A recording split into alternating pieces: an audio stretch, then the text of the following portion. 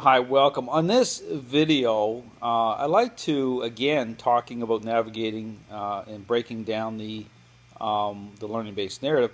I like to talk about the relational wild card. That is, it's like the me card, the card that really causes people to become confused, and really takes people's legs out in terms of understanding both what the process represents, but moving beyond this appearance-based narrative that it really is confusing at the level of a failure or disregard to going deeper with looking at the actual motives of dogs in play, understanding that there's more than just this picture through how dogs respond. You have to actually be able to understand or put it into proper context and how that dog connects to how a dog's decision-making process at that level, at the social relational level.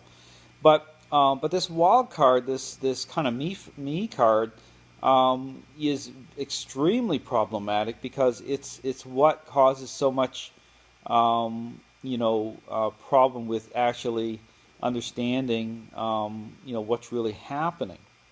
So here's the point, and again I'll break this down for people a little bit to help them understand. Is that based on people's personality type? For example, this is why when you look at people who don't need training, people who say, well, I have this high drive dog and I've never had a problem. It just goes really well, and they can't, they don't have to explain it. And they're the people you're not getting anyway. You're not seeing as a trainer. You're not seeing these people typically because they have a natural alignment. Okay, it's about relationship. Understand, dogs are social relational animals. So people who have the right way of thinking, they have the right attributes in terms of leadership, in how that's playing out through various interactions. Okay, again, when you talk about approaches and interactions or methodologies, it's about relationship. Okay, so it's about who you are that is going to play the role in terms of creating relational change. In fact, you're not going to see the drama that comes through an approach or a certain intervention point, because right from the moment that they got their dog, okay, right from the puppy stage through, it's smooth sailing because they're thinking the right way, and so it just lines up. But again, so when you look at, again, talking about, again, you can draw this comparison. This is why when you look at a group of, or a subgroup category of individuals, all you have to do is look at the police canine group of people, and you'll see how that natural alignment plays out with these high drive dogs, and so things just work out fine. This is why, okay, you'll see trainers, certain levels of training methodologies, they'll incorporate aspects of this learning-based narrative within it, and not be a problem at all. Okay, but here's the problem. I want people to really get what I'm saying.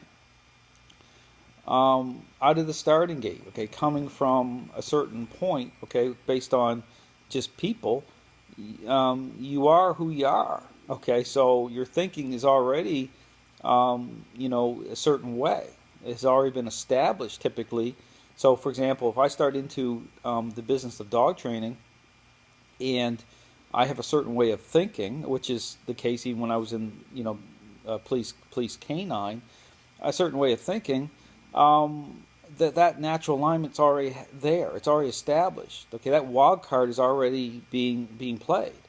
So therefore, the dogs that I personally handle or train or interact with, it's going to already have an override effect on this learning ideology, this learning narrative, okay, based on how I think, because the most important thing is about me. It's about relationship.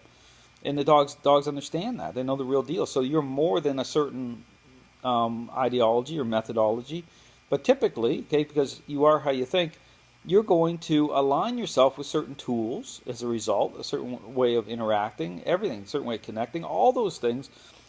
Because here's the thing, everything is merely an extension of how you think. Everything's secondary.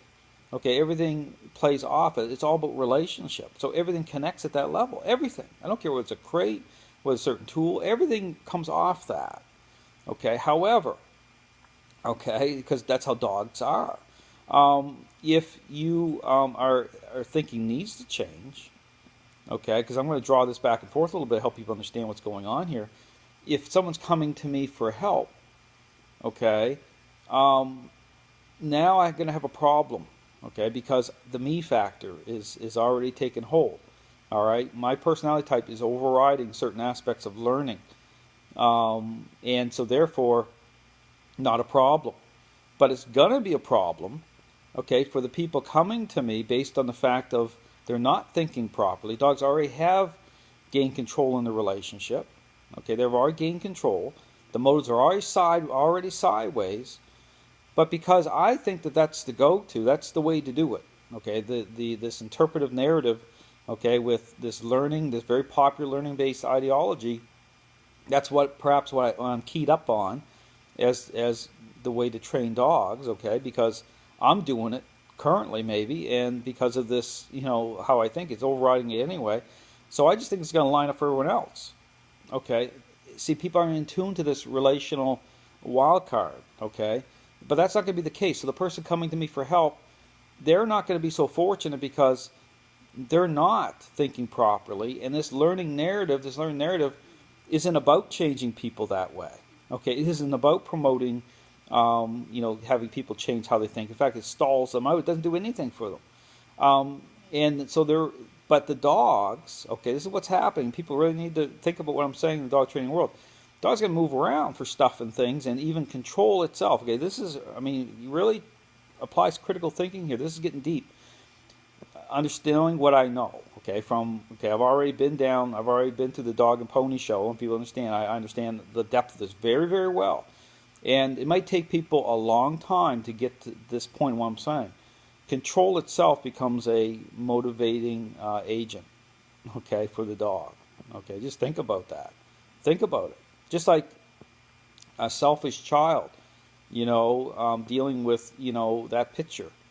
Think about, playing off that type of incentivized type of thinking. But again, based on the motives already sideways, I want people to understand. So therefore, the person coming to me for help, if their thinking's not right, and I'm playing off this learning narrative because I'm not focused on the me card, okay, I'm not focused on this understanding this relational wild card, so that dog is going to be moving around.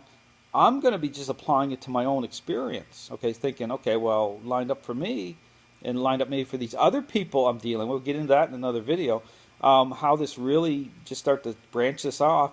But then, so in the training environment, based off me investing in this learning narrative, I'm looking at that, I'm making assumptions. I have no clue about, I haven't stepped back from this yet to really connect this dot. I'm just looking at that thinking, man, that looks great. The dog's moving around, doing a sit, doing a down, doing a come, doing a stay, doing all those things that, that paint the picture. But I'm not in tune to the motives. I'm not in tune to these control issues. And then I assume that, what works for me works for them. Not getting it, okay, and that person, okay, that dog's holding control throughout. And that dog goes home with that person, and that's it. Okay, I'm done. And then I can't figure it out because I'm not understanding it because I haven't challenged anything. And here's the point, okay, the ability to come to a point where you have an understanding or acknowledging or coming to see what I see only comes through, okay, acknowledging that there's a problem to begin with, okay, in this narrative, and then really stepping back. And the reason I'm able to do this is because I did those things, okay. I make this point about what's happening in the dog training world to be able to break this stuff down. So anyway, I'm going to end the video here, but this is a really big, important point here. And I talk about the relational wild card, understanding these dynamics, how it plays off each other, back and forth, being able to come to that point of understanding this, how that relational dynamic sets up to the person themselves. I mean, dogs are incredible. I mean, they're amazing, but you have to acknowledge that it goes beyond just response and appearances. It's about motives and these control issues, understanding those. So anyway, thanks for watching.